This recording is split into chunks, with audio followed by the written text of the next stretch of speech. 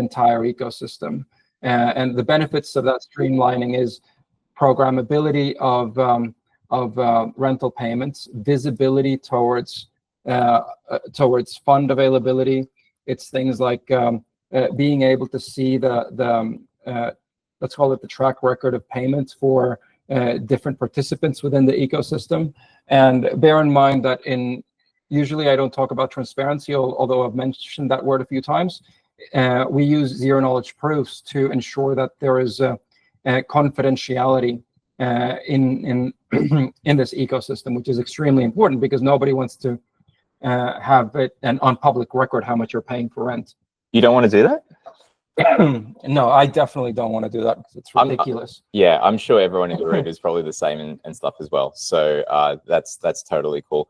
Yeah, folks, like there is some really cool innovations going on in the space when it comes to seeing blockchain used in the real world. Everyone's always been saying, you know, where's the use case? This is just pointless. Well, we're showing you the use cases here, and there's a lot of Australian projects that are doing stuff like this. So, you know, Redbelly have done other stuff. They've tokenized $700 million worth of assets with Liquidize and Jelly C, which is a crypto asset manager. So that's also one to look out for. Anything else you want to kind of add there? One more comment before I have the pleasure of introducing the next speaker.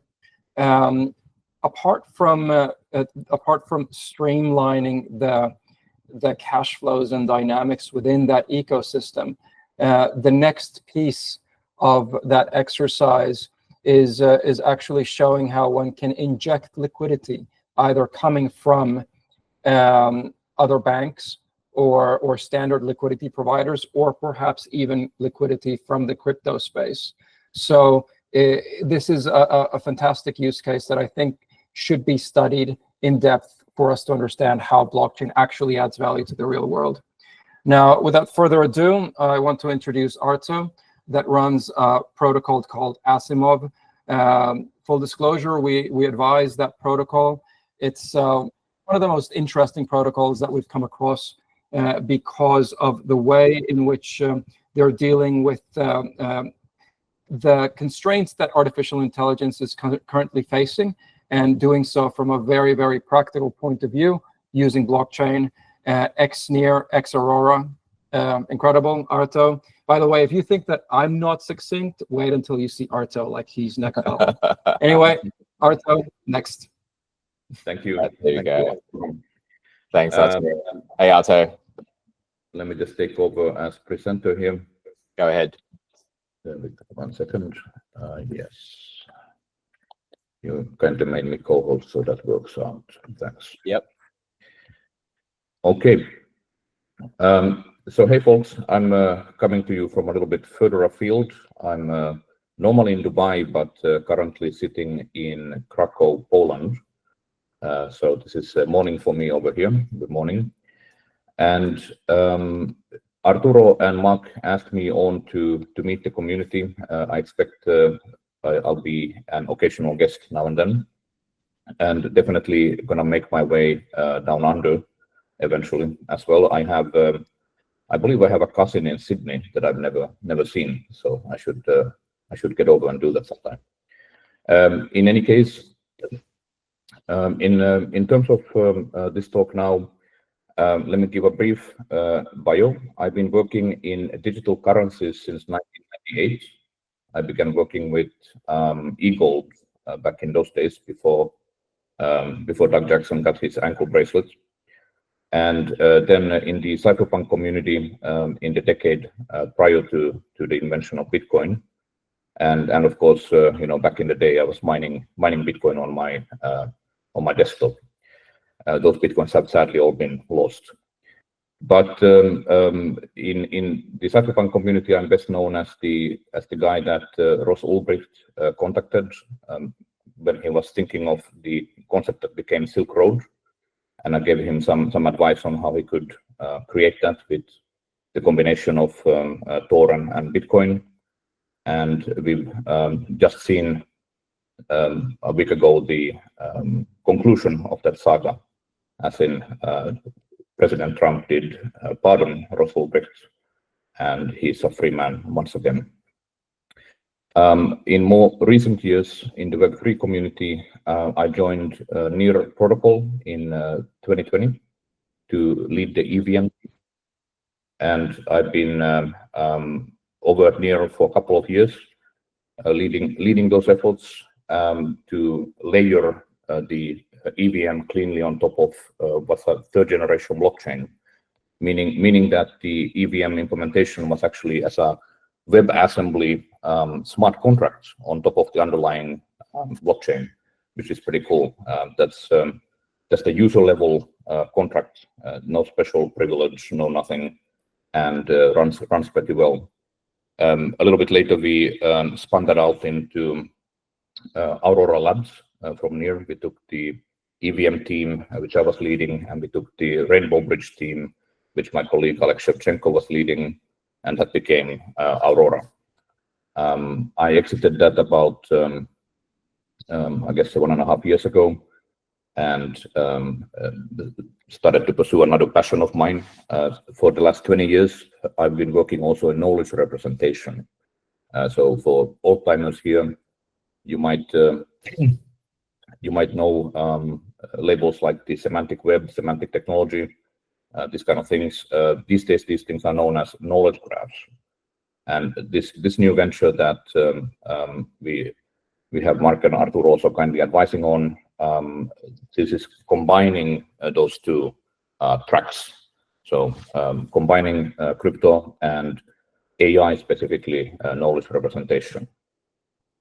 So we put together a bit of a team and are still in stealth, but this is a sneak preview, as in we haven't really shared this with anybody so far.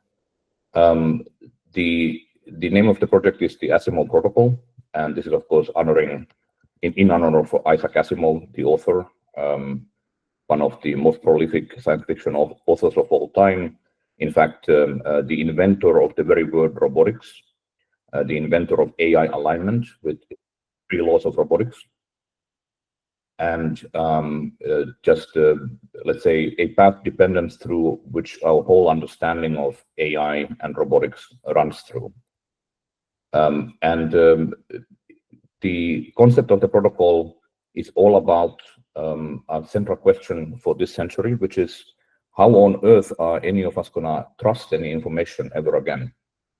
It's getting a bit polluted out there on the information landscape. And in particular, this is becoming an issue with AI and the further scaling of AI, meaning that although if you went back 2 years, there were 3 big challenges for the further evolution of large language models, transformers-based AI. There was the problem of how to power these things. There was the power of obtaining enough hardware, as in compute. And then there's the third problem of data. So the first 2 have been sorted. Big tech went nuclear, which is kind of cool. I like this timeline. And I mean, for heaven's sake, Microsoft leased 3 Mile Island for the next 20 years. How cool is that? Also, we are no longer driving around GPU deliveries in armored cars, as was happening with NVIDIA deliveries a year or 1.5 years ago. So those things are all sorted. But the data problem is a lot harder. It's not exactly an elastic supply. One of the concepts for this protocol then is that just like some of the luminaries in the space have been saying over the last year or so. So this is Ilya Sutskever on stage about a month ago.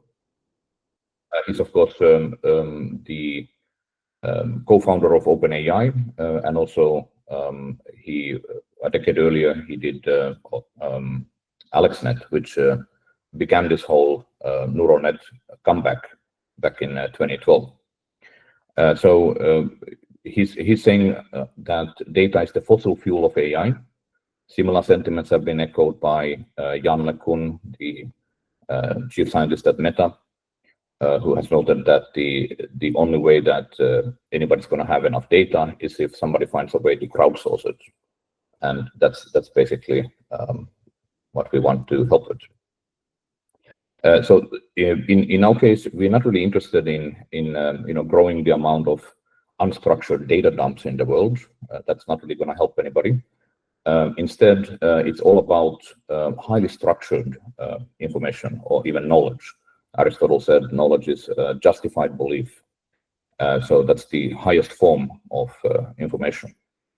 And what we envision is becoming something like creating something like the USB of knowledge or the Bluetooth of knowledge, a standard which, when you see it on a product box, for example, for your next domestic robotic appliance, you'll know that it interoperates with all of the other AI in your life. And this is being done in a, let's say, fairly ambitious way. So we're setting up an industry consortium based in Switzerland. We are utilizing modern governance, meaning we have governance based on DAOs, of course, including in the working groups, but also on the top level for the foundation governance.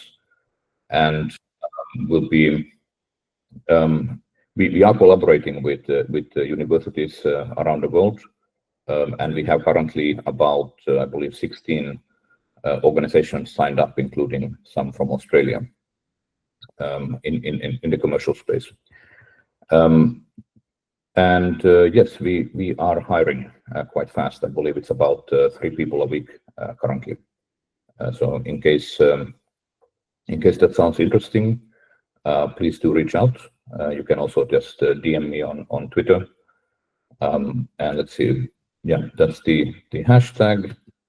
And I think Mark, you wanted to mention the Zili campaign.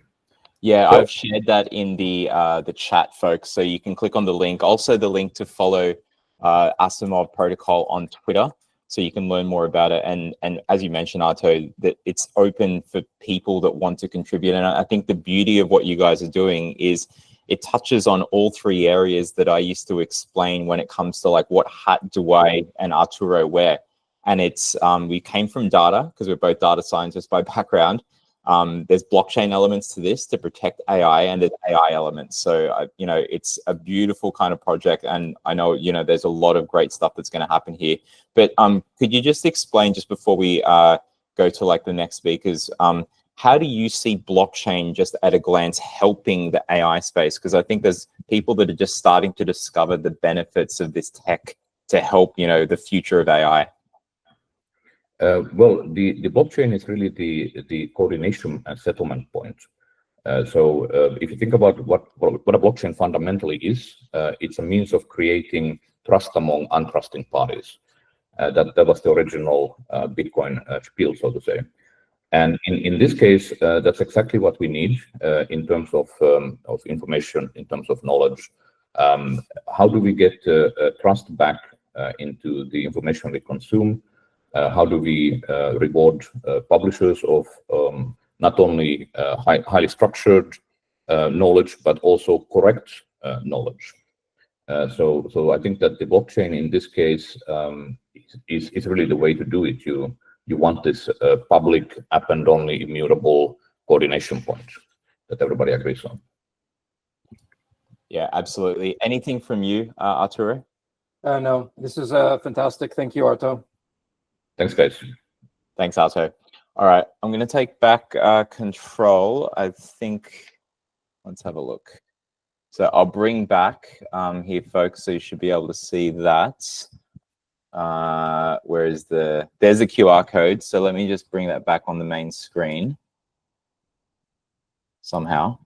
Can you guys see that on main screen? No. No? Okay. Hang on a sec. I'm going to stop sharing and then share again. Just one sec. You get to look at everyone's beautiful faces or avatars. So 1 second. Reshare.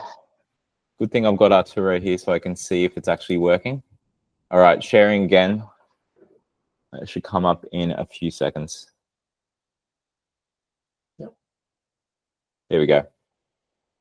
All right, so there was a request to get the QR code back. So I'll leave that up for a few seconds, and then we'll go to the next speaker.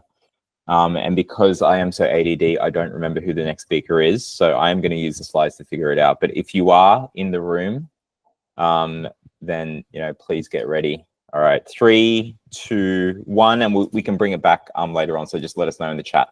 Build on Truth, great hashtag, really great design. This has all been upgraded just this past week, so a lot of hard work there from the folks.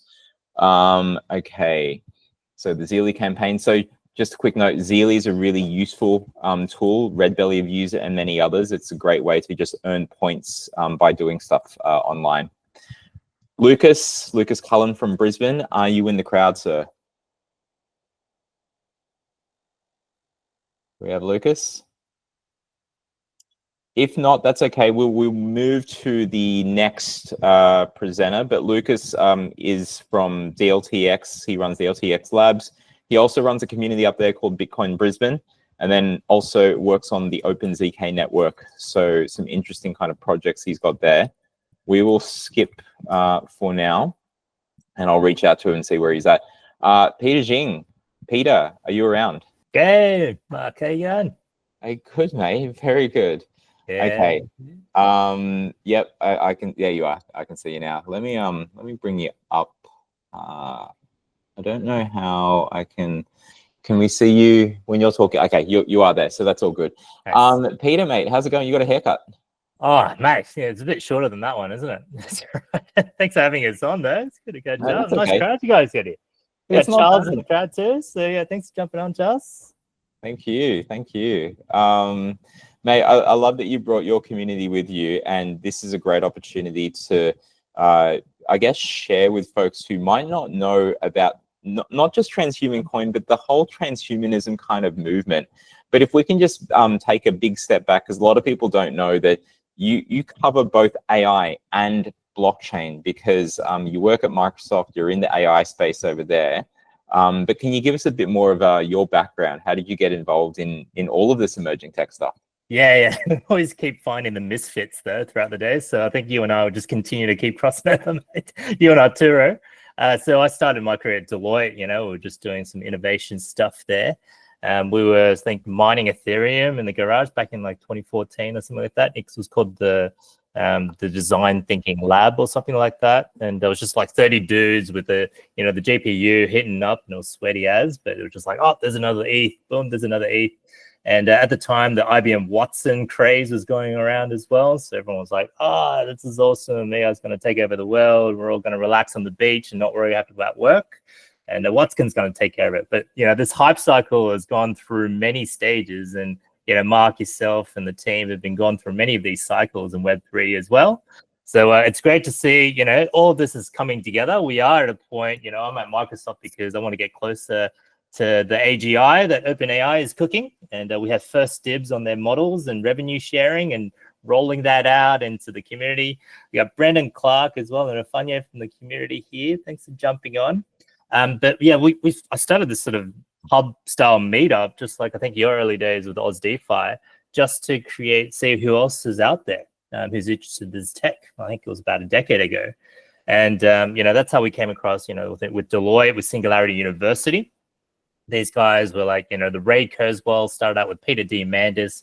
They thought that by 2029, we're going to have human level AI or artificial general intelligence, because that's the way that the scaling laws and the exponentials was working towards. By 2029, we'll have as much compute as there is in the human brain. And that will just means that, naturally everything else follows from that. And now we've got the Stargate project with Massa and Sama. And with Microsoft's backing on the data centers, we'll just continue to roll that and make sure the adoption curve happens. So as sort of today, I'm just a cheerleader for the project. We started the Transhuman Coin with Charles and the team because this way we can actually have a sort of an accelerator for it. The transhumanism movement is all about how we use science and technology to transcend the limitations of our human biology. So it touches on these three pillars. Thanks, Mark. The super longevity piece. So, the Brian Johnsons of the world, the guy who wants to live forever and don't die movement. I think that's sort of sorted. That's popularized in there. David Sinclair and all those guys, and Aubrey de Grey, they're in the transhumanist community promoting super longevity. And how do we use maybe AI on top of that to help scale it out? So OpenAI is also looking at stem cells and other longevity treatments. Google DeepMind with the whole protein folding, looking at how we can look at genomics next. So working with the universities, my role at Microsoft is such a huge privilege because I get to see how that gets rolled out for the researchers, especially with things like deep research from OpenAI and also the others. Super intelligence, that's really just how do we actually use and merge with AI, because we're already sort of doing that with our smartphones, and it's just taking it to the next level. We're seeing the first Neuralink patient and also the second and third one. So they got another product from Neuralink coming out called Blindside, and it's helping blind people be able to go through without having the damaged eyes, actually go straight to the brain, have a camera in front and get sort of 720p level pixelation, and will continue to roll out just like the Kodak cameras. And that third pillar there, super well-being, it's all good to use science and technology to get smarter and live longer, but what does that mean? Are you happier? Are you achieving and filling all those gaps in your Maslow's hierarchy of needs? We want to make sure no one gets left behind. So all this disruption is coming over the next 1 or 2 years, max 5, 2029. And we're going to make sure that things like universal basic income through Fusion Party and things around how do we actually make sure that, it's democratized in terms of the access of this tech, and it's sort of not just kept into the hands of a few. So yeah, this is sort of the key, pillars of transhumanism. We've been on quite a bit of a journey. On the next slide, you're just seeing we've sort of been around and doing the all that stuff with you guys as well at South by Southwest in Sydney with New South Wales House. We've also done a whole bunch of collaborations with the University of Technology, Sydney. We've collaborated internationally with the likes of Charles in South Africa to bring about Transhuman Coin and help bring this technology to make it more accessible. Our current project is actually working on a THC health link. So this is actually, how do we actually get access to GP services for people in Nigeria? Afanye, one of the community managers, has basically told us that if you're sick in Nigeria, you just go straight to the emergency in a hospital. Like this, you don't have access, despite having a mobile phone and internet access, there's just no way that you can access some basic GP services. So, through the power of Transhuman Coin, just having a wallet on your phone, accessing global GPs, that's sort of the next project we got on the line. But yeah, it's really about this emerging tech community and driving adoption of brain-computer interfaces, longevity enthusiasts around and getting behind this. Mate, it's amazing, and as you can see, folks, there's a ton of stuff that transhumanism is about. I just want to go back to the previous slide there. Which of these doors do you pick to actually feel the AGI, or do you get to feel the AGI at Microsoft? I'm feeling the AGI, man. It's like every day the sellers can't keep up. It's like we get a newsletter every month, but the newsletter is like 10 pages long. So you might as well just ship it every morning because there's a new model like O3 Mini High gets released when you wake up, and then boom, OpenAI's got another announcement on the deep research stuff. It's like, so that's the singularity. It feels like we're feeling the AGI as we speak. Full O3 is coming this month, and we're going to see O4 sometimes later this year. And they're going to mix it with GPT-5. Like I've got a slide in there where it's about the whale and, the compute scaling with Orion and, what's coming with the data centers. But, this is all, this is a quick spiel about Transhuman Coin because we are on BNB chain, so, it's really about the official currency of the transhumanism movement. We're one of the OG meme coins that's got a community first and, has been tokenized. So I've been collaborating with all the emerging tech communities that we mentioned. And, as I touched on, the THC Health Link, that platform is sort of our next venture studio startup that comes out of this. And all of it's funded through the tokenomics. So, it's basically every transaction, some of that goes to our treasury and that gets distributed into projects. So we're able to fund these and kick off. We've also done a lot of philanthropic stuff like, donations to university projects, one in Nigeria as well in Abia State University to fund some drug research, funded Lightspan.io, which is backed by Aubrey Gray and a few others, and FoxG1 here in Australia to look at genomics research. Another one is using autonomous wheelchairs, basically, how do you can use brain-computer interfaces to control the wheelchair. That one was funded by the Bill and Melinda Gates Foundation. So we got some donations across that. And when Blockchain Australia first came out as well, we were part of that membership. Now it's DECA. So it's great to be part of that community. Yeah, thanks, Mark. Sorry, I'll get through these quick. And I think Elise was at Network School. So we're using Balaji's network and how we can get the network state for transhumanism. So the Transhuman Network State is a spin-off. So we're going to be able to, so she's going to Singapore to continue that journey next month. And yeah, I think they're doing submissions now for the network school, the next phase. So yeah, anyone interested, jump onto network school, join in the community. We'll have Balaji and Brian Johnson and his son promoting longevity stuff. And that's where our sort of a DAO is the next phase. So we're going to do multi-chain launches, including Solana and Coin on Base as well. And so, yeah, the DAO will just help with the members be able to continue to vote where that treasury goes towards. Yeah, I'll just take up too much time, but yeah, that's Charles there. And say hi. Yeah, I was about to say, I don't know why it skipped a few slides when I did that click, but yeah, there was a few more here. So Charles is in the room as well. So thanks for, what you guys have created. It sounds really great. How long has it been around for? How long is this stuff that you've been working on? Yeah, coming up to 3 years now. So yeah, 3 years. It's an awesome journey. So it's just made many cycles during that phase, and the fact that our community is still strong and the sort of the dedication of the transhumanists around the world backing us and seeing the tech also coming to real life. It felt like sci-fi a decade ago, and now it just feels like it's just another announcement, right? Mate, it's great. You guys were there, and if not, people in the room, you would have seen that we had Audrey Tang, the first digital minister of Taiwan, along with Glenn Whale, who is also at Microsoft as a researcher, and their plurality movement, which is all about bringing tech together to do better governance.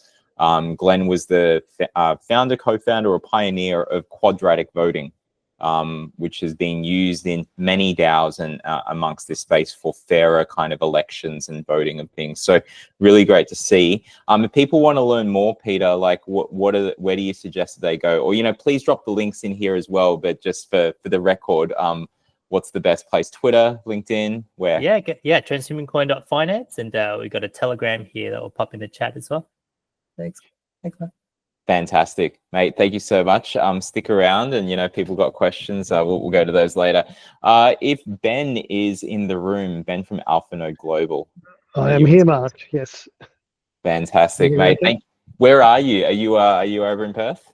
I'm in Perth. Yeah. So it's good. I'm glad you've done this initiative. Great to bring the whole country together, and we can hear what's going on from everybody's corner of the state. Mate, absolutely. I'm going to, just so that you can click through, I'll add you as, let's see if this works. See if you can actually, does it let you click through? Where do I click? If not, I might have to take That's right. Arto. I'm just removing you as co-host. Still love you, but I'll give Ben co-host duties now. So hang on one sec. I just got to find you in the chat here, Ben. Here we go. So I've added you as co-host, so you should be able to take over control and you can click through. Does that come up? Not sure, mate. Where would I click? Okay. If you just try to click on That's the right. slides. Yeah, I'll click on it. You just tell me. It'll flow. Yeah. So Ben Ritchie, Managing Director of Alpha Node Capital. We've been running investment funds since September of 2017. So we've been around a while, seen a few cycles, and had a fund running pretty well consistently since that time. So I think every year, one thing Mark said, hey, would you like to come on and sort of give us a market update? I think the markets are moving so rapidly at the moment, as everybody knows. And yesterday was a classic for that, where we had one of the largest, if not the largest, retracement in a couple of hours that the markets have seen over the years. But what I thought I'd do was take you through what we're looking at for the next 12 months. And we've issued a report, which I'll give you a QR code for at the end. You can jump on there and download that as well. So this is just some thoughts about what we've got and where the markets might take us over the course of the next 12 months, particularly with these big changes that Trump is kind of pioneering. Quick disclaimer in there, we hold an AFSL, and so we're general advice only about our products. So everything you take in accordance with what I say, and also our report that we actually go into a bit of detail with some numbers and some forecasts in the report as well. So I'll kick into some of our predictions for the year. I'll go through 11 quick predictions, and then I've got 4 sort of act and watch. But firstly, US monetary supply will continue to expand, and this is something that Trump Trump needs to put the foot down. He needs to really grow, the economy over there and invest into the US. And what we'll see is this continued monetary supply. We think it'll ease probably towards the end of 2025, where we might see a bit of QT again, quantitative tightening. And what we'll see there is some interest rate rises potentially. But for the time being, he needs to inject as much money as he can into the economy and grow. And what we've seen when that happens is we've seen that crypto typically moves in a positive direction as well. If we can go to the second one, the sort of Bitcoin typically retraces, and the retracement we saw yesterday is very, very typical post-election of a new president in America, right? So what we've got, if you think about this, we've got somebody going in that's a bull in a china shop. He's going to make massive change. The markets don't know how to react to this. So what you're always going to see is this, rebalancing.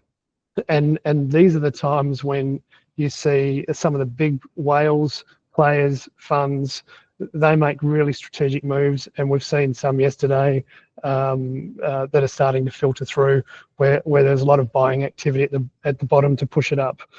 We're not as bullish as what most people are, I think, in terms of where the price of Bitcoin might reach. We think it's somewhere between that 160 and 200K range, which will put it in excess of sort of 3.2 trillion, which is a pretty big forecast. We had the hypothesis back in 2017 that we thought the size of Bitcoin would grow to something similar to gold, and now it's starting to look like it's very possible.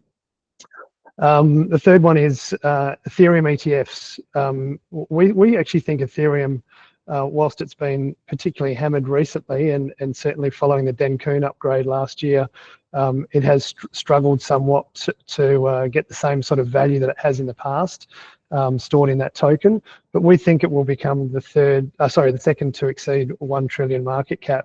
It's got strong network reliability. We think real-world assets are going to push as well in the next 12 months, which is one of the other predictions we'll come across shortly. And we really think that with the ETFs and the institutional flows, it seems likely that it's going to come into Ethereum before Solana, just from a reliability perspective. So the fourth one, which I think has been well discussed, AI agents are just so well suited for the blockchain. AI agents will be the big theme in the next 12 to 24 months. And storing of self-sovereign data on the blockchain and having an AI agent work on that, it's the perfect space for it. The fifth one, which I've just touched on briefly with regards to Ethereum. So back in 2018, late 2018, I attended the Security Token Academy launch in New York. And at the time, after attending the conference for a few days, I left and I thought, real world asset tokenization is a long way off. And I think right now we can actually see it's starting to gain traction. With stablecoin aside, I think what we're seeing with regards to asset tokenization, certainly what Jellycy are doing and Redbelly is positive as well. I think the big thing what we need to see is liquidity needs to come to the market.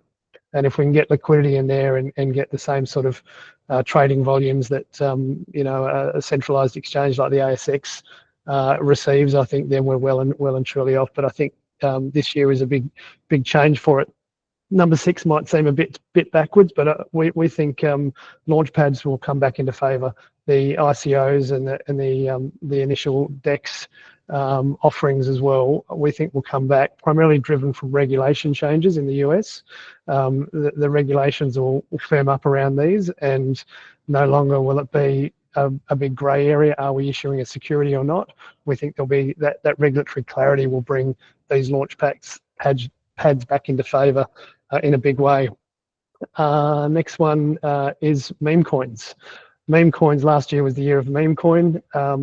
We're actually looking, seeing that it may actually not last too much longer. We're thinking that March, April, the end of this quarter might be end of meme coins. And when I say end of meme coins, what I mean is the absolute crazy surge and investments that we get. Sure, we had Trump recently, the Trump coin, which was you know, an absolute game changer. Nobody's ever seen anything like that before. But I think sooner or later there's going to be a move of capital back to something that the projects that actually represent something solid. I think there'll still be winners though. I think there'll still be meme coins, and I still think they'll play a key role in the sector, but they won't see the same sort of surges in a little similar way to what NFTs have sort of occurred from the last cycle. So the next one, blockchain gambling. We saw predictive markets come up last year. Blockchain gambling has always been in the background, but we think it's going to be set to mature this year. It's certainly not on anybody's radar at the moment, but participation as profits are made in the sector, we think typically crypto investors, certainly the OGs, are a bit more loose with their investments, and we think that might push into the gambling sector a little bit as well. The next one is the alt season is definitely here. It's going to be a really interesting alt season. There will only be a small number of winners. We certainly see the sector exploding, but it'll become really, really clear over the next 6 to 12 months, you know, who those winners are. So in our report that I'll share with you, we do actually pull aside about 20 altcoins, and we actually drill into, you know, how far we think each one of those goes, and you can probably tell which ones we think are going to be leaders out of that as well. Unfortunately, I think the Australian regulations are going to lag significantly. This is really disappointing for us. I think the war that's on between the Treasury and ASIC at the moment of differing opinions, I think is really going to slow us. And the saving grace might be a change of government in May. If Liberals get in, you know, maybe Senator Bragg is going to be a bit more bullish and might try and clean it up a little bit. But it's going to be a big issue, and it's going to take a little while to turn. Which I think is going to, you know, result in Australia losing a significant amount of talent as well. The next one, which will come off the back of that, the regulations. I think everyone's seeing regulations on the wall, and I think industry consolidation is set here. Those that are medium players or small to medium players will realise that you know, you need to form a larger consortium in order to win and gain network you know, reach as well. And I think that's really comes back to the essence of blockchain. It's all about that network reach and client reach. So that I think is set. But there some of the things I think we should be looking out for as well. The first one, which we're already starting seeing, obviously there's a trade war, but there's going to be a technology war as well. USA will flex. Trump has no reason not to get in an argument. He likes to you know, push everyone's button, and that's the quickest way for change, really. So look out for what that means and how to act on that. The second one, I think the concept of this 4-year cycle in crypto, it may end this cycle. And what I think we should be looking for is the adoption of this treasury Bitcoin. And we've just seen today sovereign fund be released in the US, which may be, you know, a way to address the acquisition of Bitcoin by the US government. Certainly, I think other governments will follow if they come in. But if you look back at the executive order from the US, there's a 180-day process and working groups, and they've got some, you know, really good people involved in that. But decisions won't get made until the second half of the year. And so once we start seeing releases of the information that comes out of that, which I think will sort of be July, August, that's when we'll start getting clarity of, is this going to last longer than the traditional 4-year cycle? I think there will be a pullback in November regardless, because people have already sort of marked that date in the calendar as the top of a potential cycle. So you'll naturally see people just selling out regardless. So there'll be a bit of resistance there, but I think if Treasury does adopt Bitcoin, or the US government adopts it in some form, there's likely to be, you know, this cycle could go on for for a lot longer. The growing institutional presence is dominating the retail market. We've seen it for the first time over this Christmas market. Certainly everyone went away from their screens. We didn't have the same sort of, good market trading activities that we typically do because the retail market wasn't there as much. They certainly got burnt in the sort of 2018 and then 2022 cycle in the pullback. And unfortunately, I think the retail market's going to miss a lot of the action this time round because they're going to be slow back to the market. And the fourth one is probably a sad one to look for, is the deviation from Satoshi's vision in his white paper or her white paper. What we're seeing is Bitcoin is becoming more a store of value than a peer-to-peer money, form of money. And what we've got to look for is the rise of the L2s, the rise of the alternatives, the forks, such as Litecoin, Bitcoin Cash. Are any of these or another form? What's going to rise? Maybe it's stable coins, but certainly the original vision I don't think is holding true at the moment. So I think that's the challenges. US, China, all these regulations coming through, geopolitical tensions. We're seeing that already with the trade wars, monetary policies. CBDCs was really interesting. We saw Trump come out and say there's going to be no CBDC on my watch, which Ripple Labs have been putting a fair bit of effort into. And I know there's a few governments that have been doing that. So I think that's a good thing, and hopefully that theme goes over multiple countries and not just the US. I think one of the things, if you flick to the next slide, Mark, just looking at decentralized finance, I just sort of put this comparison up. Athena has really dominated. I think it's over 6 billion in size now and generating roughly around a 12% yield. They're doing a basis trade, buying Bitcoin longs or Ethereum long and selling short the futures market and taking a return off that. There's going to be the rise of some alternatives. Stable HODL is one that we're going to be getting involved in. We're going to be doing some attestations of their reserve. Because smaller projects are a little bit more nimble, they can generate returns that are higher than standard. And I think that's something to look out for. We're working with a group out of Hong Kong that's a large asset manager, and they've sort of canvassed 600 odd asset managers globally that deal with cryptocurrencies, and they came back with that thing that probably we always knew. Asset managers between 10 and 100 million produce better results than the larger players. They're more focused on their results. And I think Athena's got to the size now where it's controlling, and you should look at how that's being impacted in Aave as well with the lending markets. And I think that's about it, Mark. Is there... Oh yeah, sorry. And the last piece here, this is just a quick highlight of our funds. 62% for our digital fund, which is a long only fund.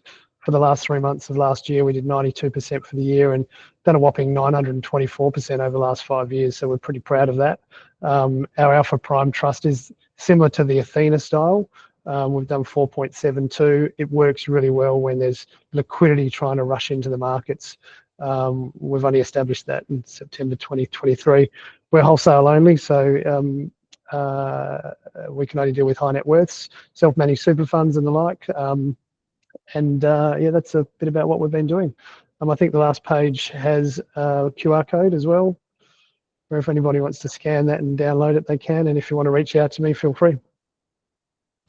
Fantastic. Thank you so much. Yeah, over in Perth, we're going to be doing some events over there. So, keep an eye out, folks. And I know you've got some of the team here. And also Perth folks that joined in earlier. So, Ben, awesome market update. Stick around and we'll go to the next guest, but we'll be around for some questions in a bit. So thank you so much. Thanks, mate. All right, we're going to go to Liya next, and then we'll round back out and get up to Brisbane and talk to Lucas. Liya, are you around? Hello, I'm here. Can you hear me? Yes. Hang on a second. I'm just going to figure out how I can actually add you so you can Okay, people can see you. I think we're okay. I literally only have one slide, so I don't need controls. You can just bring up the slide and I can talk through it. Okay, cool. I will bring up the slide, but before we get into it, it'd be great for folks that may not know you to get a bit of background. I'll just go back to that. So some folks may remember you when you were here in Sydney, helping us run events and stuff down here as the chapter lead for Oz DeFi along with Nick. But you've recently moved. How long ago was that? I moved in April last year, so just in time for token. So not so recent anymore. Perfect timing. Yeah. So yeah, my name is Liya. It's good to be back at one of the Oz DeFi events. I miss you guys. So I started off my crypto journey, I guess, in Australia. I was working for a venture capital fund called Reinventure. They are a fintech focused fund with some crypto bets or Web3 bets. That was Coinbase and Immutable. So they were the first institutionals into Immutable. And that's basically how my journey started. That's how I went down the rabbit hole, kind of off the back of being part of the Reinventure team and kind of learning. And this was, I think, back in 2020. And as I went further down the rabbit hole, I sort of really wanted to lean into it and learn more and go into it full time. So I started exploring the ways to, basically get into crypto full time. I work on the operations side, so I don't actively participate in investment making. So I run everything non-investment related. So it's kind of legal, finance, compliance, everything to do with operations to make sure that other members of the team are well set up to kind of make the investment decisions. So yeah, I moved to Dubai with a new job working for Bodhi Ventures. So Bodhi Ventures is an investment vehicle that invests in DeFi and infrastructure. And Athena is a proud portfolio company of ours and a bunch of others. So we don't have a set mandate. We invest in good founders and strong teams, but we do tend to be heavier on the DeFi infrastructure side, although are now looking at some AI projects as well. So I'm based in Dubai. I've been here for close to a year now. Time flies. And yeah, just wanted to come on here and chat a little bit about sort of the UAE landscape, I guess, and a little bit about the ecosystems and how it's maybe different from Australia and what we can learn. Fantastic. And yeah, it feels like it was just yesterday that we were saying goodbye to you. And it was yesterday that we were saying hello to you again, because we bumped into you when you were just randomly back in Sydney for a few days. Yes. Yeah. Very quick visit for a friend's wedding.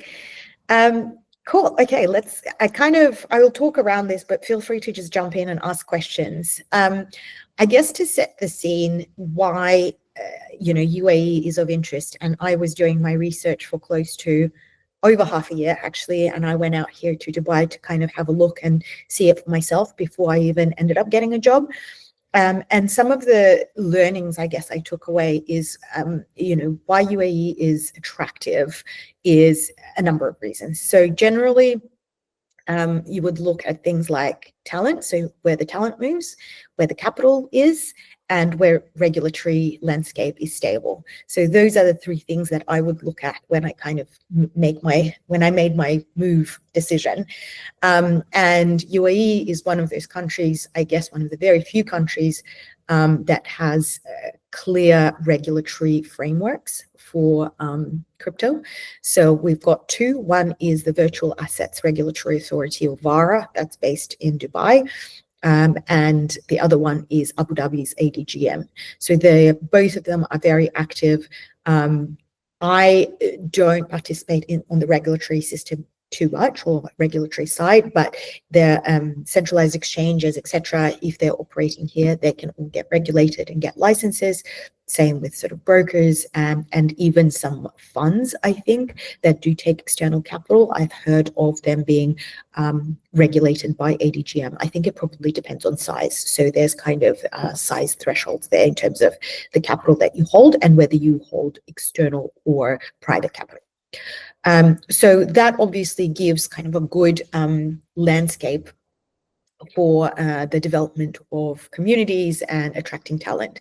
So then the second thing I looked at was the talent, and for better or worse, due to various geopolitical movements and events, let's say that, there's been a lot of movement of talent into the region and UAE specifically. So what I mean by that is probably a lot of talent, engineers, devs came across from Eastern Europe and from Eastern European countries, and also from India. So there's a lot of, because in India, the regulatory landscape hasn't been very friendly for crypto, that drove a lot of the teams and devs out here. So that kind of creates a really strong, again, basis for forming communities and for growing this community ecosystems in the region.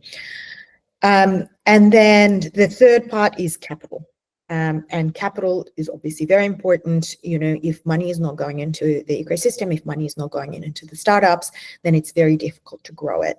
And generally, talent moves where A, there's regulation, and B, there's capital. And there is plenty of capital in the region, and there's plenty of curiosity and appetite, I would say. So that's kind of, that was my assessment when I made the decision. And I think I looked at, you know, potentially considered Hong Kong, potentially considered UK, but ended up landing on the Middle East. You didn't want the cold weather in the UK? Yeah. Sorry. Yeah, weather is a big part of it.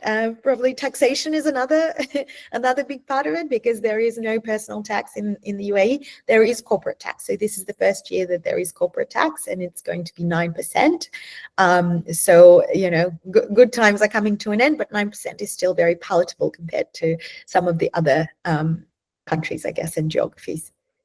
That's amazing. It's a great kind of roundup of the key kind of areas there. I guess, how would you, you know, having been in both like places, how would you compare it to Australia, or what could you say that Australia needs to do better or something, you know?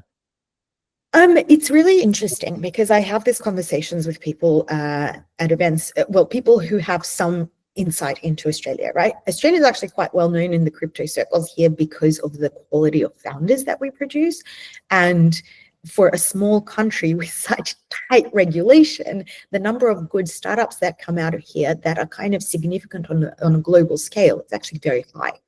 And I was having this conversation with someone where we were laughing and saying, maybe because the regulation is so tough in Australia and it's so difficult to get capital, because frankly, there's, you know, you would count the number of funds that invests proactively in Web3, and Web3 only is probably on one hand. Like there's very few exclusive funds for Web3 in Australia. So that makes it so that you really have to be either insane or really dedicated to actually build a startup for Web3 in Australia, because those two things make it very hard, because both capital and regulation is kind of a headwind. So therefore, only the strongest survive, and it produces just the highest quality of founders, which is awesome. But at the same time, I think it does take out some of the oxygen out of the room, so to speak. And that's where the big difference is, right? So what is obvious in Dubai and UAE is that it kind of creates this breeding ground for communities, because more people come, you know, we've got some of our portfolio companies building teams out here, even though they're not a UAE native company, but they bring them out here because it's easier to kind of build teams, and maybe a little bit just logistically easier as well than other geographies. So that creates communities. And I've included some of the snapshots from here. Solana has an incredibly strong community here. They're driven by a super team, which kind of coordinates all of their activities, not just in UAE, but globally. Super team have done an amazing job. Like I would say, out of all the communities, Solana is always just front and center in Dubai and Abu Dhabi. Breakpoint is coming to Abu Dhabi this year, which is awesome. They actually do this thing where they hire a villa for a whole month, bring in founders from all the different geographies that are building on Solana, and then do like a massive boot camp for a month and put them in front of investors, put them in front of people who can help them with go-to-market strategies, product building, etc., which I think is just such a great initiative that I haven't seen done anywhere else. And to a small scale, I've also seen it, I think it's called Araya, that has been done for AI here as well. So it's kind of like a small version of the Build Club that we have in Australia, but trying to replicate it here again, where they live together and sort of spend a whole month building and incubating ideas. Ton Society also has a lot of events. Sui has started growing, and there's a lot going on in the Sui ecosystem. We've recently invested in Sui Land, I think there's going to be more and more happening on the Sui side as well. And then, just generally, you'll see that we've got this crypto tower being built, which sometimes just, you see these headlines and they sound a bit ridiculous, but I think overall it just gives a lot more firepower and excitement and motivation, and, you know, attracts talent and attracts those devs and founders and people who want to live here and build from here. Again, I'll make a pause. I know I'm talking a lot. No, you're all good. Arturo's made his way into my camera, so something's going to happen. I don't know what, and I can't guarantee if it's good or bad. Go ahead, Arturo. Let's play the name and shame game here. If you have to choose, do you believe that the problem that Australian innovation or startups have in the crypto space is more due to tight regulation or due to difficulty in accessing capital? I think they are interconnected, right? Because capital, especially at early stages, is already super risky. So you're taking the risk of the team, the execution, like so many things can go wrong, and they generally do. Then if you add a layer of regulation and regulatory uncertainty on top, it just makes it unfeasible. Like, why would you take such a huge bet, right? So it's a massive risk. Plus, what makes Australia special is our superannuation structure. And the superannuation structure basically means that super funds, again, their risk appetite is very low. So only now the Australian VC ecosystem has been, outside of crypto, has been through the first decade of existence. And only now the super funds are starting to put money into funds like Airtree and Blackbird and others, right? So it's kind of like they had to prove themselves first to attract any of that capital. That hasn't really trickled down into Web3 at all, because that's the next layer of risk. So I think you can't really separate them, but inherently, if you can't get capital, you will leave. And a lot of founders will go to other places where capital is more accessible, because at least to get up and running, you need money. So maybe capital first, but they're very interconnected. Arturo does love capital first, so that's a guarantee. So if anyone does have some capital and wants Arturo to move, he will gladly. For very little. For very little. It's not a matter of how much; it's a matter of how little will it take. But Liya, you know, if people want to reach out to you and connect, where are you best? LinkedIn, Twitter, Telegram, etc. LinkedIn is probably the best. I do try to go on Twitter, but doesn't happen in a very disciplined manner. So I'm more active on LinkedIn. I do want to quickly touch on the key events, because like Dubai and Abu Dhabi has a lot of events. So it's very hard to navigate. Like the whole calendar is always packed. So I've tried to batch the ones that I've been to and that are good into groups. So around April, end of April, they all kind of follow one another. So ETH Dubai kicks off. It's a smaller scale event, followed by Token, which is huge. Obviously, people who've been to Singapore know Token. Last year was a little bit of a challenging year. It was the first year for Token 2049, and we got completely rained on. So that created a lot of logistical issues for people to get around. It will be better this year. Hopefully there's no rain. And then, so Token is huge. And I think it maybe attracts a slightly different crowd from Singapore because it's closer to travel. So a lot more Americans come.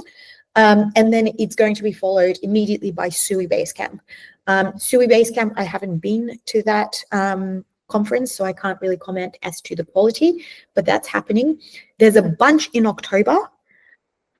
Won't name the names. Most of them are, you know, I wouldn't travel for, let's put it that way. Binance Week is good, one of the better ones, but there is a bunch in October. And then December is kind of the hard-hitting Bitcoin Mina, Abu Dhabi Finance Week, which is not a crypto event as such, but a very strong fintech finance with like a very strong layer of digital assets. And Arturo was there this year, so he can probably add some. And then Solana Breakpoint. The feedback from Singapore's Breakpoint was awesome. So kind of riding on that. Again, I don't have Solana bags, so I'm not shilling Solana, but genuinely it's a good ecosystem. So that I think December will be big and April will be big in the region. So if anyone wants to come out here and do some exploring, meet people, I would say those like April and December are the really good windows to come. And it tends to attract a lot of people from all over the world. Might pause there and take any questions. Fantastic. I mean, even in the AI space, there's a whole lot of people that have moved over there, you know, for the AI side of things. Huge.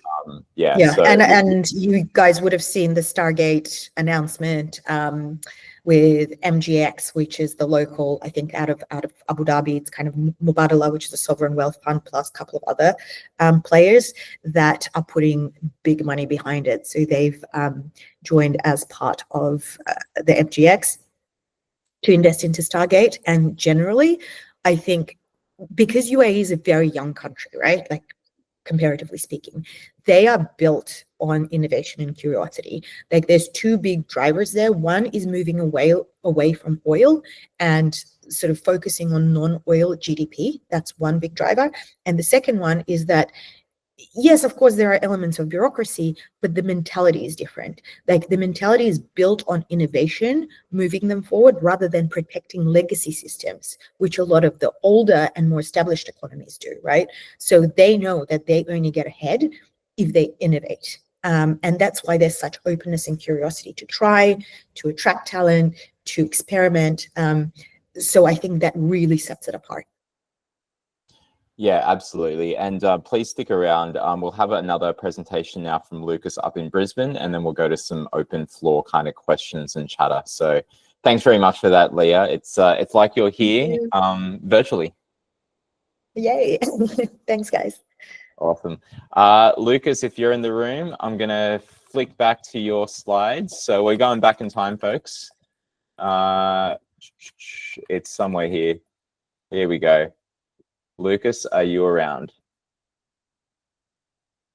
I did see you here before. Yeah, I'm here. Just hey, there you go, mate. How are you? Yeah, good. Sorry about the times. We're on God's time up here. We don't fit with clocks. We're a bit simpler up in. You know what? I think it's partially my fault. I think Australia's gone out of daylight savings time, but me, I've got default mode, and I keep on saying it's AEST, which is I don't think we're in. It's ADST.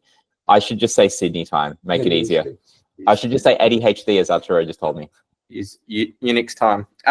Yeah, so I don't know. Thanks for, again, kicking this off again, Mark. Happy to be here. And I guess my passion now, or I guess where I've been deep in the last 4 or 5 years is all on the DeFi. So when I saw the Oz DeFi group come up, I was pretty excited. And, you know, I guess from my point of view, I've been building on top of Ethereum since day one, and I was actually building on top of Bitcoin back when color coin protocols and those kind of things.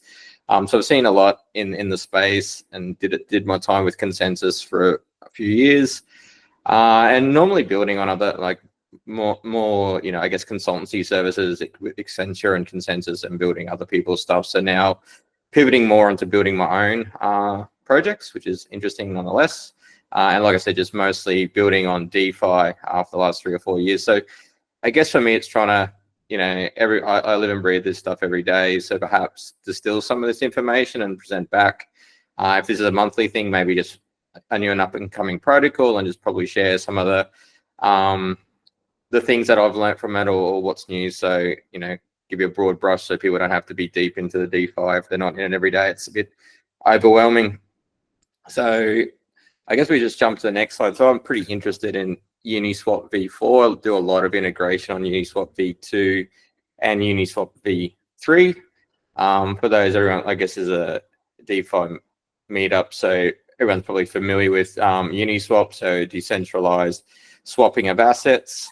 The current version is Uniswap v4. Uniswap v3. And this white paper came out, as we can see on the right-hand side, was August 2024. So it's been a while in the making, and they just released to mainnet, I think, a week or two ago. So still pretty new. So I've been just trying to unpack it and play around with it. So just trying to share some of the innovations or the new changes to the protocol. So the two major ones really, there's three really, but I left it out. So there's hooks and native ETH. So for those who followed the Uniswap version, don't quote me on these, it's been a while. I think version 2 uses native ETH as one of the underlying assets. And then with v3, it's swapped to wrapped ETH. So trying to use the ERC20 interface and wrapping Ethereum into that. Now, if you're familiar with Base, they use like a wrapped ETH as the native token, and it just makes it really simple, or makes it simpler, I should say, for developers instead of dealing with native ETH. So we just jump to the next guy, Mark. So the other innovation that I'm pretty bullish on is what we call hooks. So if those have used any DeFi protocols, you're probably familiar with this really bad UX of when you want to ape into a protocol, first of all, you have to approve the contract to spend on your behalf. And sometimes it might be you approve the maximum amount in your wallet, or maybe you approve $1,000, and each time you come along, you have to reapprove that protocol to spend those assets, which is obviously a safety concern, but also it's a bad UX. You have to do 2 transactions, pay gas on both. One of them gets mined. You have to wait for that, that blocks to go through, and then the second one. So that's kind of a diagram there. So you first have to approve your ERC20 to spend on behalf of the Unipool, and then actually deposit or do the swap. So what hooks do is they aim to solve some of this stuff. So it's more of a one-click transaction. So we just jump to the next one, Mark, and feel free to jump in if there's any questions. So there is actually, what's interesting is there's actually the standard ERC 1363, which probably, in my opinion, one of the best standards, but so underused. And I believe that the ERC 20 should have used this standard. So what the standard does is it has a few interfaces, and I've got the ones up here that are probably the most used, in my opinion. It's like transfer and call and approve and call. So what that means is you can delegate a function on an underlying contract. So when you do approve on the ERC20, then you say, okay, I approve.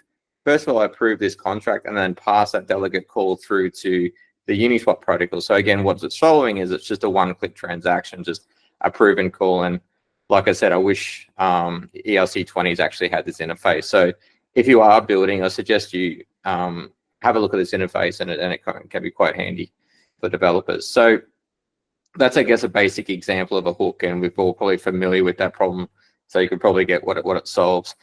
So we just jump to the next one, Mark. So what Uniswap v4 have is they have these hooks in it. So what you could do is, this is probably a swap journey from starting a swap to the end of the swap down the bottom. In the middle is the meat and potatoes, is the actual execution of the swap. But you could do other things. They actually have in there like a hook in there to check before the swap and check after the swap. So off to your contract, and you can set a contract in there to do something on behalf of that. So off the top of my head, you could have a contract to the side that might check for swap, and you might do exit out of Aave, for example, get my liquidity out of that, execute the swap, and then perhaps after the swap, then say perhaps push it back into Aave or another protocol there. So it's just really trying to, I guess, streamline some of these things, better UX, and then you can actually have more business logic around this.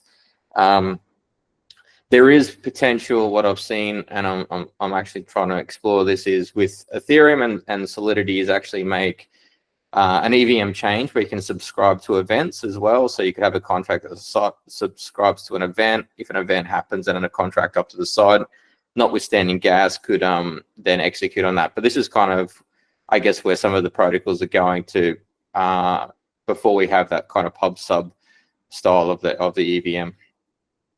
Yeah, next one, Mark. So hopefully that's kind of, I mean, that's probably one of the biggest innovations.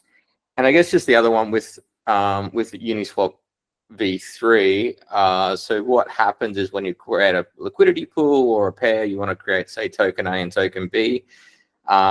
You go from the factory and you put those two pairs in, and what actually happens is it deploys a new contract on that based on those pairs.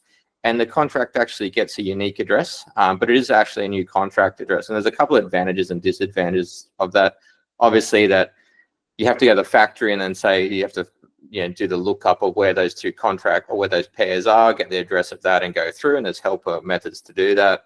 But obviously, those contracts aren't verified. Etherscan actually sees they're cached and can potentially verify them for you, but that's generally the architecture of Uniswap v3. If we go to the next one, so maybe I missed this out. So basically, Uniswap v4 then takes away that it's actually just what you call a single contract. So all the pools will actually just be based into one contract. So again, you don't have to, when you're doing, I guess, integration, find all these contracts or do all these lookups. It's all just going to be one space. And that's where the hooks will tie back into one of these, just one contract. So again, just streamlining some of those developer issues. So I think that's probably it from my point of view. And as I said, just like if you go to Uniswap v3, you can see at the top the contract address, and you've probably all seen that before. I have multiple tabs open for all the contract addresses, but again, we're just taking away some of that pain and just having one contract address. So that's. So I was just going to say, fantastic. There's a lot of great technical knowledge that you've got there, and I'm sure that folks that want to dive into it, they can learn more about it. But it's not just the tech side of things and the building that you're doing in growing communities. Growing communities is the other side, and you've got that through Bitcoin Brisbane, but also the OpenZK kind of community and network and stuff there. Yeah. The next slide was, I think it was either OpenZK or Bitcoin Brisbane.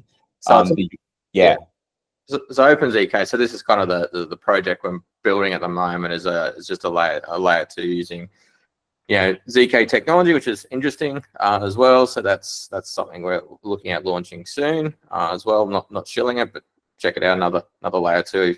Heaven knows we need another layer 2 in the ecosystem, but here we are. And that's what we're doing, using some native protocols on top of that to bridge ETH and those kind of things. So that's kind of the day job and the money spinner at the moment. And then, like I said, Mark, it's more the community philanthropic stuff is if we go to the next slide, just my meetup group like this. So just trying to work with a bit more communities like Oz DeFi. We do, free events like this.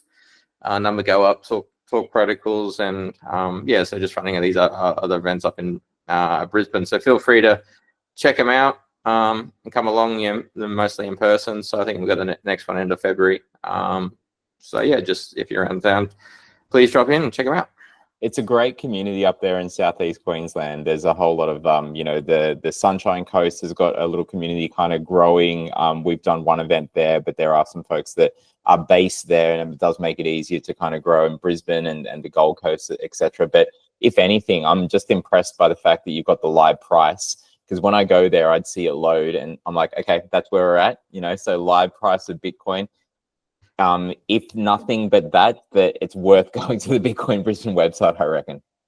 Yeah, I've got to do that is US. I've got to do the conversion to AUD. And I think we get that off SwiftX or one of the sponsors that are very generous in the meetups and help us out. So a few partners like that. I'll give a shout out to Stables and even Oz DeFi and helping out with the bar tab and some refreshments on the night. Virgo's another one, some of the big exchanges. So always happy to give them a plug because they've been very helpful over the years. So definitely come check us out. Like I said, not just a event talk about all things crypto and numbers go up. So that's it. Mate, it's been really interesting hearing and seeing, the progress that you've been making, being in the community as long as you have. We were little upstarts and no one knew who we were, but it's telling of a community when folks are so open, when you're providing value, you're contributing, and you're collaborating and really kind of growing the community. So it's good to see, you know, folks that have been in it for a little bit longer than us, like yourself, still being in this space because you haven't been too, you know, pushed away or whatnot. Like, I think it's a testament to what this space is about, that there's a lot of good resilience there. So thank you, Lucas. Yeah, no problem. Thanks for that. We're going to open up to questions, folks. So if anyone in the room, and we'll skip through the slides. So this is like the Tarantino moment. We're going through, you know, the mind is coming back there. Here is the Oz DeFi QR code if you missed it before. But yeah, floor is open for questions for any of the speakers. Yeah, Nicholas, go right ahead. G'day. First of all, it's great hearing everyone sort of chat. Very insightful. You always, you know, this is my first time actually tuning in live, and you know, always got my mind going. So credit to you guys. First things first, I had a question for Lucas. With the stuff that you worked on for the Uniswap router. Yeah. Sorry, I apologize if the mic tends to drop in and out of sensitivity. Just let me know if there's any issues. But one thing that I noticed is that when you guys move from, say, for example, V2 to V3 or V1 to V2, do you guys put much of a concern or emphasis on, say, making sure there's no MEV or front running during that massive shift of liquidity from the old pool to the new pool? Because I understand that provides a massive, say, arbitrage opportunity where people leverage stale liquidity pool prices. Is that much of a concern when you guys sort of like code out the new contract, or something you guys consider? It's funny because like most of the time is building for clients on top. Some clients just say, you know, I won't name names, but it's like, this is the Wild West. It's not our problem. You know, you read what thing, and, you know, migration of liquidity and gaming of that and following it around is a bit of a game. And that's actually where they play in to try and get FOMO and people excited about it. Yeah. Most of the work is, for me, is just, you know, using Uni to just trade assets, and, you know, if an underlying asset, then, you know, convert back into something, whatever, and just, you know, using it as a swap. And I think with the, you know, Uniswap, the universal router between 2 and 3 makes it a little bit simpler. But yeah, we're not really concerned about that. The auditors obviously have concerns, but most of us really, what we do is really around slippage and price protection, that kind of thing. But it's, you know, it's still really Wild West, and I guess it's more terms and conditions and trying to protect too much against that, because we are using someone else's protocol, so there's only so much we can do. We did one with Uniswap and Balancer with Rocket Pool, so they actually hedge a little bit different. Their Uniswap router goes into both protocols, and you can just set a weight to try and again take party risk off some of that stuff. So, but yeah, obviously we, you know, try and do the best job we can. Yeah, of course. It's just, you know, I guess it was a question of like, you know, how much of a risk is there associated. It's not about the actual opportunity, like you said, that is where people jump onto it, but that's regardless of like, you know, is there any concern from the technical side of things, or, you know, having users use the swap as intended, I guess. Yeah, I mean, there's always fun things, but, you know, it's kind of the game at the moment too, so it's a bit of whack-a-mole. But yeah, and that's why I guess a bit of motivation for this is try and keep up with it and probably present back and things we're finding. So keep the developers aware who don't have the luxury of working in it every day like I do. So that's pretty cool. Thank you. I do have like a handful of questions for a few other people, but I don't want to be taking all this question time. So if anyone else has any questions, please feel free to interrupt. No one's put their hand up. There was a comment on there's zero risk in moving liquidity from Dexus. Yep. Yeah, it's yeah, my concern wasn't about moving the liquidity. It's a good point he made actually, but it's more like from a trading perspective, people leverage the stale price of 2 token pairs in the old pool compared to the new pool. And the reason why I sort of came across that is that a lot of say prop trading firms, they sort of put out their technical tests, so to speak, and if they want to see your know-how for this type of DeFi space, is that is an opportunity which I've seen a lot of them capitalize on. So I just wanted to understand it from a technical perspective. Yep, fantastic. We'll jump to and feel free to stick around, for some other questions. We'll go to Jacek next with his hand up. Go ahead, Jacek. Thank you very much. I have to press this camera where it is, but whatever camera. I have a question, but it's not about the protocols, but I hope you forgive me. You are DeFi specialist, and I have this question from yesterday. I ask as AI agents or someone, but you are the best. Why Tether from yesterday or before and USDC is $1.6 and how long it can be? This is not bloody stablecoin. So is US dollar $1.6? What's going on? At least CoinGecko showing 1.6 American dollar is Tether. And USDC. Hang on, let me get my AI. I've got my AI. And on CoinGecko, yeah. I don't know. Very weird, a little bit, yeah. Either a bug or something going on in the market. It should be $1, not 1.6. It sounds like you've got it in Aussie dollar mode instead of US dollar mode. No. Maybe. Wait a sec. You're right. Oh, shit. I have Australia. You answered my question. Okay. Here you go. It's the Perth crew. Yeah, I was thinking the shorting made something special. Okay. Thank you very much. No, all good. All good. Folks, any questions? We got Ben up here and stuff. I mean, we spoke about markets just then, and you gave a good bit of insights. Nicholas, have you got a markets kind of question there? Go yes, right I do. I'm back again. Fantastic. I had a question for you, Ben, actually. You guys, that was a great forecast report you guys put through. I had a bit of a read through, just a glance over it and during some other presentations. But for example, I just want to use the upcoming, say, network upgrade for Ethereum. That's obviously within your foresights, and that's happening later this year. When you guys as analysts, and please let me know if I've overstepped the line in terms of how much you can disclose, but when you guys look at on-chain data in your decision-making for the viability of a token, or take Ethereum, for example, how do you guys go about filtering through, say, a lot of the Sybil activity, a lot of the bots, a lot of the wallet activity, which doesn't seem genuine, and how do you guys use that on-chain data to draw conclusions in conjunction with your macro analysis, so to speak, when it comes to making a decision? It's a good question.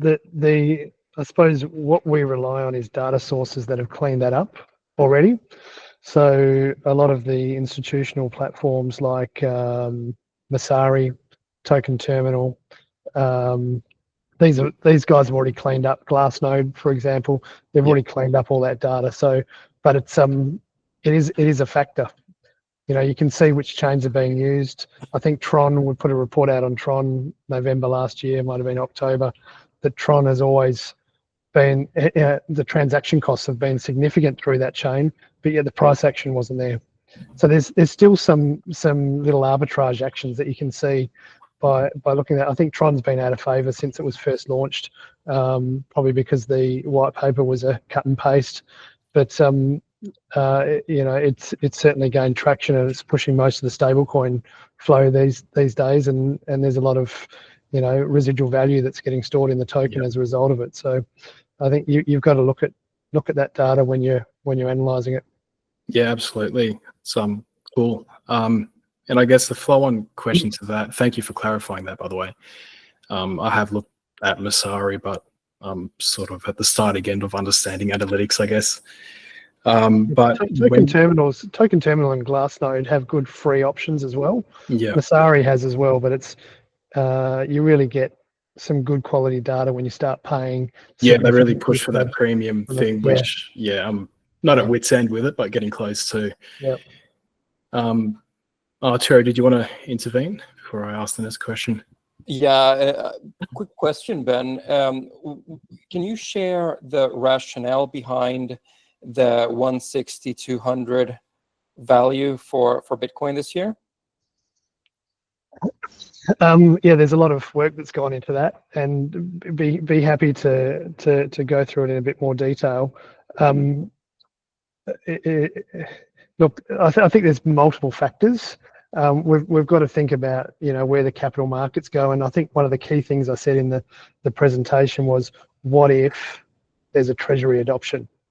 And I think it's looking at inflows from last year, projecting those out, looking at some other opportunities that might, where it could be allocated in portfolios as well. So it's factoring in a whole heap of, and a bit of technical analysis in there as well, based on last cycles. So there's a range of different inputs there, and that's probably why the range is so large. I'm seeing a lot of people come out with 350s, 500k forecast this cycle. We can't see it. We think that the money's, and I think as well, looking at this cycle, it's going to be very, very different from past cycles, because typically what we've seen is capital flows from Bitcoin down to the other L1s, then down to obviously some of the more speculative alts. Because there's so much value that is poured into ETFs, it's not as freely moved down the cap table. And I think we saw that yesterday when the market crashed and Bitcoin really held up quite well in comparison. So that's going to be an interesting one to watch. We think the bigger gains are going to be down the chart. But again, if you go back historically, you cannot discount Bitcoin in any way. It's very, very hard to outperform Bitcoin by itself. And I think everybody should remember that and keep that as a core part of their portfolios. Interesting. Thank you. Yeah, very good. Thank you. I had Arturo on mute. I control the mute here, so he thought he was okay. But no, really great stuff. I've got a question actually for Arto. If Arto's still around. Arto, are you there? Yes, I am here. Fantastic. You mentioned before, right at the end, that you guys are running these monthly meetups. How have they been going? Like, what kind of topics have been up for discussion there? Is it a crossover of blockchain and AI, or has it been more on the AI side? Yeah, so we began as an AI meetup, sort of underground cypherpunks AI. And recently we added crypto as well, because we just had basically universal demand for that leg as well. And typically it's around from 40 to 100 people, depending also on the size of the event space. They take place at least monthly, sometimes a couple times a month. Fantastic. And if people are traveling in, have you had like international kind of folks that are just like passing through Dubai come along? Yeah, I like to do that. I like to pull in anybody who's traveling, either as rope them in as a speaker or otherwise, and I did that to Arturo as well. Yeah. I'm glad that you dragged him in. I mean, he was just wandering around aimlessly until you guys picked him up off the street. So thank you so much for that. I was going to say, the link that you shared there, I totally forgot that you've got your own awesome website with a lot of your reports and talks that you've done. So please, folks that are still here, and I'll share it afterwards as well. Please do take a look at that, because some of the other stuff that Arto has written, especially that Mark Andreessen thing, the open letter too, is very good. I was having a quick glance at that before.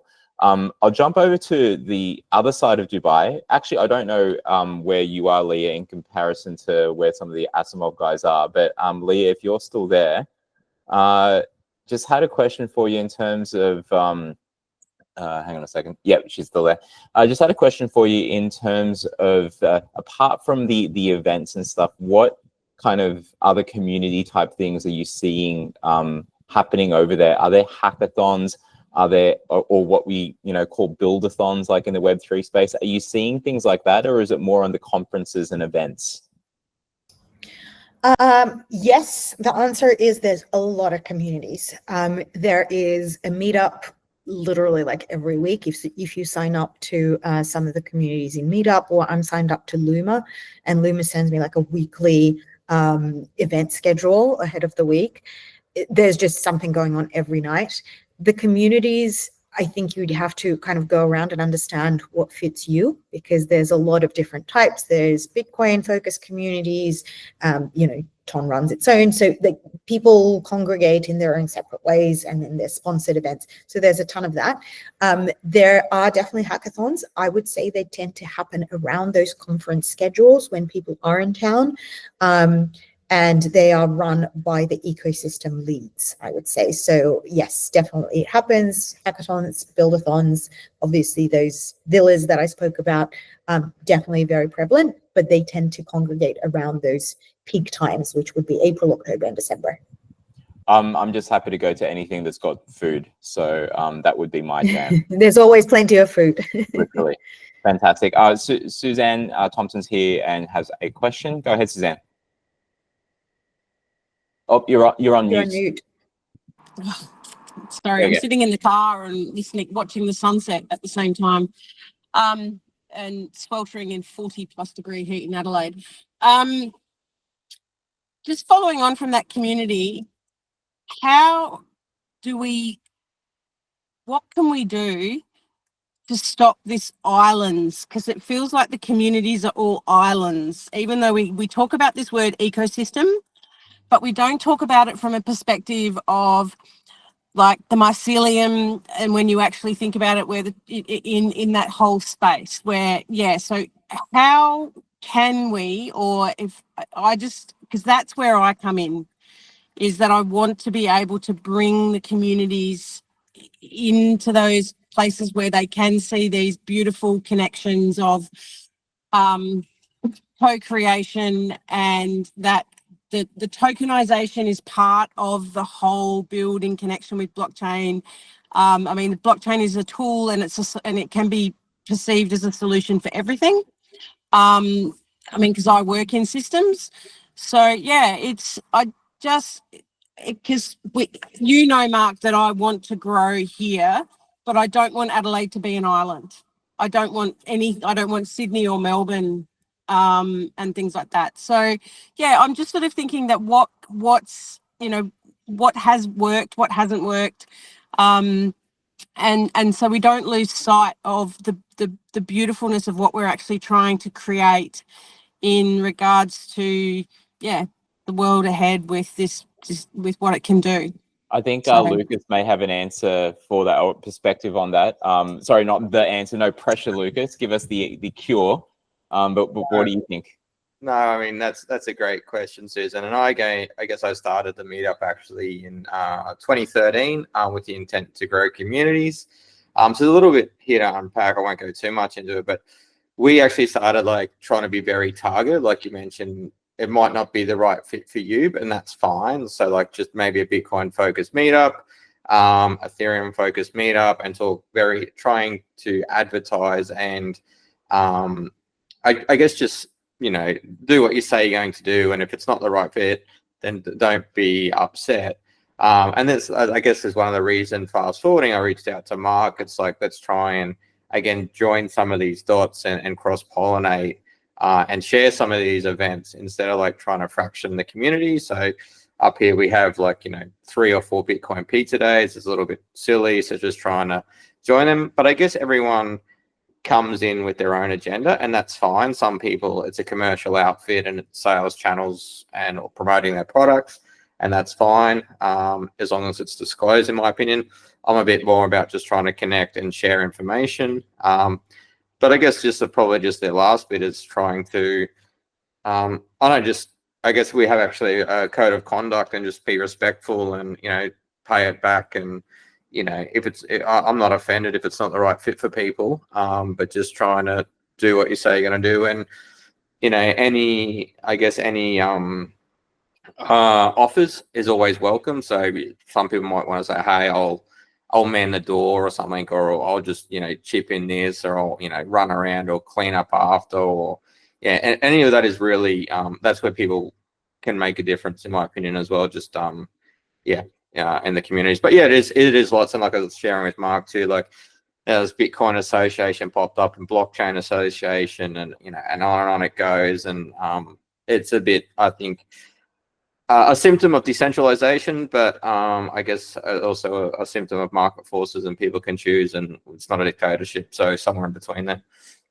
If only there was like a way that you could see the ratings and feedback immutably of the different communities you go into. If only we had the blockchain tech to help us out there. But I agree with both of you. A, that we need it, Suzanne, and B, that there are ways that, you know, we can do this, and that there is a flavor for everyone that is out there. And I just put in the chat that, you know, part of it, we reach, if we go to, and we'll do like the in-person events, that's fine. But I think that more of these online ones where people that are across the country that normally wouldn't be able to chat, sitting in their 40-degree heat car or not, it'd be hard for people to get along. And sometimes it's just time. I think it's whether it's across the community like this, into businesses, across the academic space, and even into government, because if we want, say, for example, regulations that work for us, we have to, you know, have conversations like that so we can, you know, really help each other. It's about framing the conversations and really just understanding. We've got a question here. Oh, I thought I saw a question. My bad. Do put your hand up if you've got a question, but I see you there. Nicholas, did you have some other questions you wanted to ask in the closing minutes? I do have one more question. Excuse me. It was a question which came across when Liya mentioned the talk about super, but it's more of a question targeted towards Bendiken. And it's when you guys say have a fund, say it's like, congratulations, you guys have performed insanely well. How, like, I'd say looking at it from, say, the government's eyes, or say more of like a, when I say institutional, I mean government or regulatory, a lot of these old sort of, you know, what the existing current system is, how, I believe it's hard to sell, you know, we've made, like, for example, 30, 40, or 50% on a meme coin as part of our portfolio. A big question is, like, you know, I'm sure like a fund, if they're targeted on growth or more riskier stuff, they target, say, meme coins, for example. Like you said, we love volatile times, present more opportunities, but it just depends how you guys position yourselves to capitalize on that. But how can we sort of, like, you know, feed the narrative of, say, like the benefits of the future, or like the apparent value that cryptocurrency provides, or even from, say, like an investment perspective, yet we're trying to sort of justify or explain Dogecoin or Pepe, because I know a lot of people would have made a lot of money from that, but it's hard to sort of sell that to an institutional level unless they themselves understand the markets or whatever. So I'd love to hear your thoughts. I'm not sure if I've actually got the full question there, because sorry, it was a bit of a ramble. But broadly, I think you know, blockchains are valuable because of their network effect. Yeah. Right. And I think that is exactly what meme coins are. Now, are you going to get institutions investing them? Yes, some will, but not the big ones, not those who. And I think Liya said before, you know, the VC funding, you know, is not looking at meme coins. It's looking at, you know, projects with something physical behind them. A lot of utility. Yeah. I have seen across my desk Wintermute's portfolio, and they have a lot of meme coins in there, and they're banking on a multi-year cycle on meme coins. And you'd say that they're institutional grade as well. Yeah. But I think that's the only way you can sell it. And the value is yet to be seen on, will that actually be realized? You know, I'm not sure where Doge is at the moment, but it was sort of 50 to 60 billion, it's probably 30 to 40 at the moment. Yep. But wherever it's sitting, is it going to deliver that sort of value to the unit holders, or sorry, the token holders, and do they actually care? That's true. I'm not sure they actually care. They're in it for. There's a really good presentation you should check out from Murad. I forget how to pronounce his surname, but it's from Token 2049. Fantastic. He really goes in the detail about why this is a social push. What the backlog is from COVID, the isolation, and how that really pushed into pushing value into these. And obviously GameStop was a part of it as well, as a bit of the social sort of phenomenon, and a way of creating community. And it's away from the sports betting markets as well. So there's a real psychology around meme coins, and I think it's going to be there long term, until it's proven that there's no value there. But I think people value being a part of a community, and Suzanne said it before, and I think what she was saying really resonates with us over in the West as well. That the action is in Sydney, and probably Melbourne as well. And when you're a satellite city, you feel a bit left out. And I'll do anything to be a part of that community, that crypto community. And Mark knows that we're very supportive of what he does. And I think taking this online is a big positive as well. So I think that's where meme coins, really get their value. Yeah, absolutely. Just on the meme coin thing, I think Arturo had something on his favorite meme coin, was it? Yeah, I just wanted to add a little bit to that. So Eugene Fama came out, I think it was today or yesterday, with a statement. Just so they can see you, because it doesn't activate on yours. Yeah, go ahead. So Eugene Fama comes out with a statement saying that he believes that there is a very high probability for Bitcoin to go down to zero within the next 10 years. Eugene Fama was the guy that he won a Nobel Prize in economics for his theories in efficient markets, and effectively was the one that created the CAP-M model, which in my mind, out of the three known models being Markowitz, Black-Scholes, and CAP-M is the most useless one. Now, I think that the problem in the question that you're asking, not in the way that you're asking it, but in the way that people frame that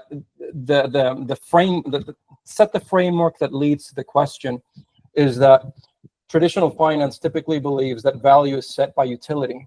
Yeah. A Gucci bag disproves that.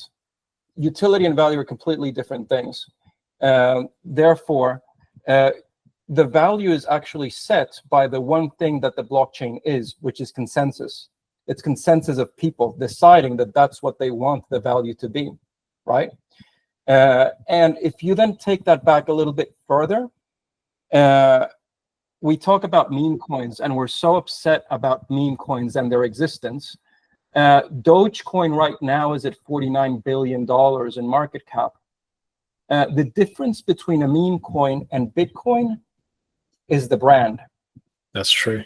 It's nothing else. So if there's one crypto that every institutional player is thinking of getting into, is the biggest meme coin in the market. Gucci. No. Absolutely. I know what you mean now. Yeah, you're very, very well worded. It's a lot cleaner way of explaining what I guess I originally set out to ask. My question is, in this day and age, we're seeing very clearly where emotion has almost overridden the value of utility. Or the value, by emotion, I mean popularity, community. Everyone wants to hop on the hype train. Everyone sees Gucci, for example. Yet utility, if you're trying to gauge utility, that's subject to interpretation. But now more than ever, we're seeing all these meme coins, and people are making, I know I'm exaggerating here, but $1 million overnight. I don't hold any meme coins, by the way. I'm just sort of it's what I've noticed. And it's interesting when you're trying to, sell that to an institutional level. Not that you're trying to sell it as an institutional level, but trying to assess the viability of it. If, like you said, Wintermute, because they are a company which I've been following, and that's where I got their sort of, through their questionnaire where they spoke about the stale liquidity pools that I asked Lucas about. But I think it's a very interesting discussion, and, where did everyone sort of, well, I guess, everyone puts value the way they see fit on these things. It's not about if it's institutional worthy or not. I think it's an open question that will definitely be something that will continue to, as speakers like Murad, as people like Arturo, and as the markets kind of evolve and show that it doesn't matter what opinions are, you know, things will happen and actions will take place. I think it's a continued thing. We will do more of these, folks, because we do have to round out now in terms of Mondays. So as long as there's no meetup that week, I am going to do running Twitter Spaces again. It's going to be 6 p.m. again. So wherever you are, the Oz DeFi account, we will share that. This is going to go on YouTube as well, and I'll check with the speakers if questions are okay for you guys, you know, apart from the presentations and stuff, but there will be some form of this going out on the YouTube. And we're going to do more of these. Last year in 2024, we only did one online one, just to get people all together at the start of the year before we went out IRL. I just feel like we'll do the IRL stuff, but we're going to do much more of these online ones because we get much more people to reach out and connect to others that they don't normally. But join me in giving virtual hands to all of the speakers that took their time out of their day to present. And I really appreciate all of you guys. If I could send you virtual dominoes and virtual drinks, I would. We'll sort that out next time. Thanks, everyone. Thank you.